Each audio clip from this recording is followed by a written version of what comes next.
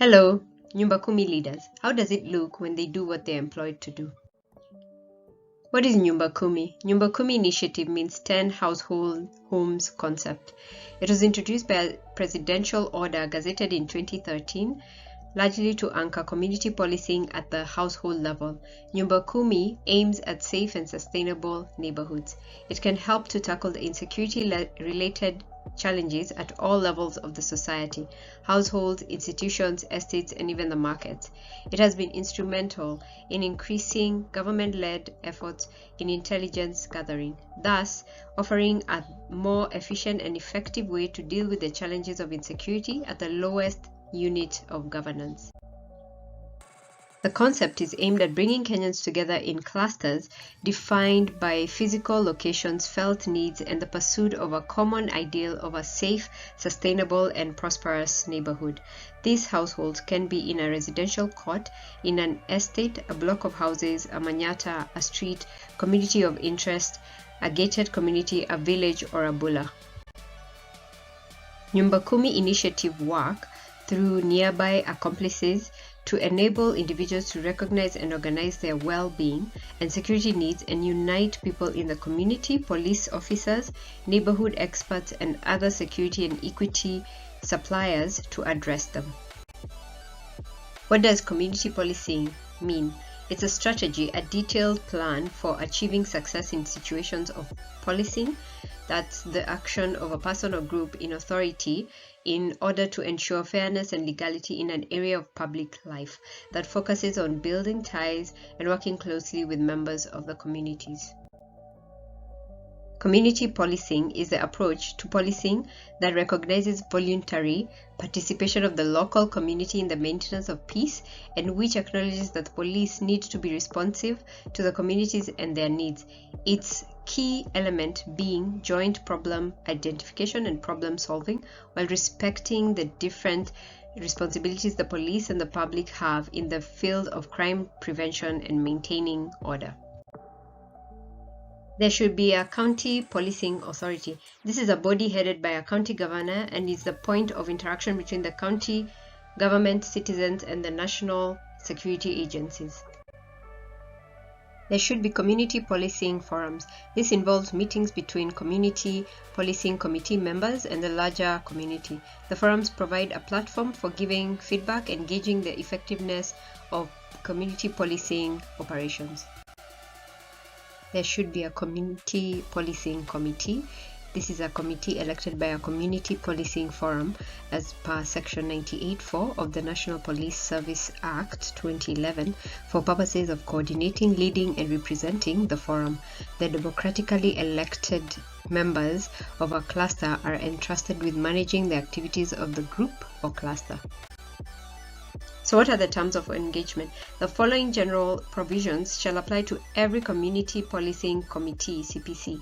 A CPC shall have no power of command and control over the operations of the National Police Service, be a non-political entity, and no committee member may wear any insignia or identification mark in respect of any political party while attending a meeting or representing the interests of the CPC, not exploit their membership for furtherance or prejudice of any political interest, and draw out rules of procedure. The following is the selection criteria of community policing committee members. They must have no criminal record, must be a resident of the community area, must not be holding a political office. A committee member shall hold office for a period of 2 years, renewable once, must observe the principle that no more than 2/3 of the committee members shall be of the same gender, must meet all principles of Chapter 6 of the Constitution.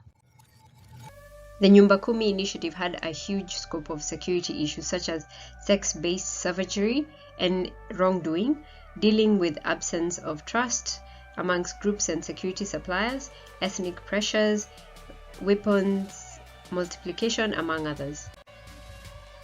What is the effectiveness of Nyumba Kumi policing Initiative in Kenya, Nyumba Kumi is perceived to involve the elderly members of the community. There's a lack of trust and confidence, so implementation is proving futile.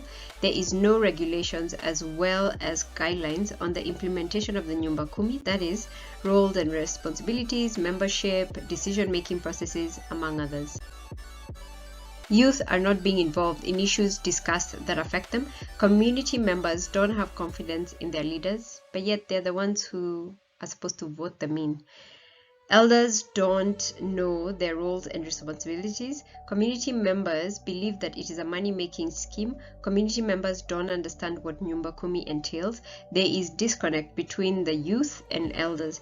Community members believe that the elders, as well as their children, engage in criminal activities, among others. Let's look at a case study that was done of Makongeni Estate, Delta Zone 45, Thika.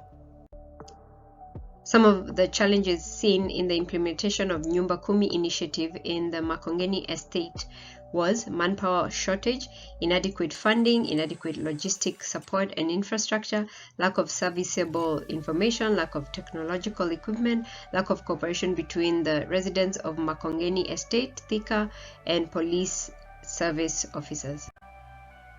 Other challenges are inadequate police procedures and the process of investigation to the community were an obstacle to the success of Nyumba Kumi Initiative, police service organizational structures, a lack of an enabling legislative and administrative environment, lack of confidentiality, low level of basic mutual trust, poor public image of police are factors that obstruct effective implementation of Nyumba Kumi Initiative.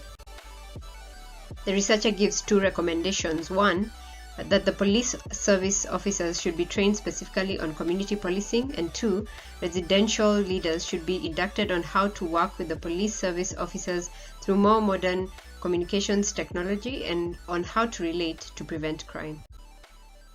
A transformed police service creates room to involve the decisions of the local communities in addressing security concerns that affect them, empowers police officers with the discretion to make decisions and take actions appropriate to their ranks, encourages real-time feedback between stakeholders. It is characterized by openness and transparency, and it is highly regarded as a legitimate agency that exists to serve fairly and justly. There you have it. Join me as we look at chiefs and assistant chiefs in Kenya, how it looks when they do what they are employed to do.